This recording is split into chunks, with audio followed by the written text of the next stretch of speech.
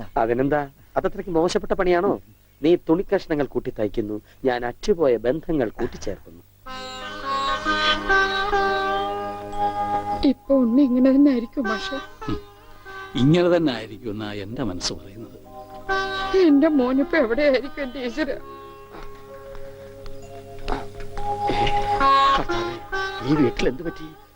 മാഷേ, എന്നതാ എന്നതാ ഒരാൾക്കൂട്ടം? എന്താ അച്ഛോ സൈക്കിളും ചുമന്നുണ്ട്? സാധാരണ സൈക്കിളാണല്ലോ അച്ഛനെ ചുമക്കാറുള്ളത്. കർത്താവായ ഈശോ, ഇതിലും ഭാരമുള്ള ഒരു മരക്കുരിശ് ചുമന്നെങ്കിൽ ഒരു സാധാരണ വികാരി ഇരുമ്പ് സൈക്കിളെങ്കിലും ചുമക്കണ്ടായോ മാഷേ? അല്ല, ഈ വീലിന് എന്ത് പറ്റി? ഓ, എന്നാ പറ്റാൻ, മുൻ ചക്രം അലോഷ്യസ് തല്ലി തകർത്തു, പിൻചക്രം ആ പത്രോസും. അതെന്താ കാര്യം? അതിനെ കുറിച്ചൊന്നും പറയണ്ട. ഒരു കുടുംബം നന്നാക്കാൻ പോയ എനിക്ക് സ്വന്തം സൈക്കിള് നന്നാക്കേണ്ട ഗതികേട് വന്നു. എന്നതാ ആൾക്കൂട്ടം? അച്ഛോ, ഞാൻ നമ്മുടെ ഉണ്ണിയുടെ പടം ഒന്ന് വരപ്പിക്കുക.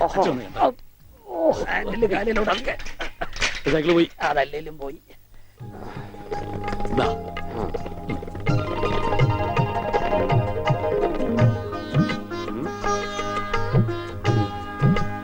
കൊള്ളാം മാഷേ, അസലായിരിക്കുന്നു.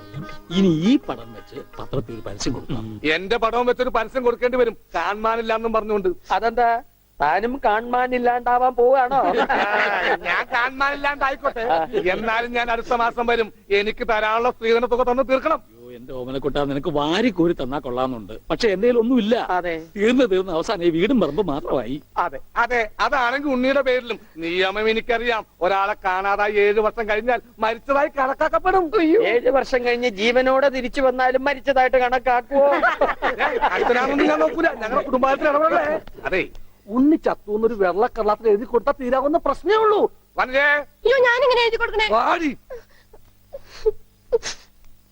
ഓമനക്കുട്ട, ഒരു രാത്രി പോലും തന്റെ മകനെ പിരിഞ്ഞിരിക്കാൻ വയ്യാത്തോണ്ടല്ലേ വെപ്രാളപ്പെട്ട് താനീ ഓട്ടം ഓടുന്നത്?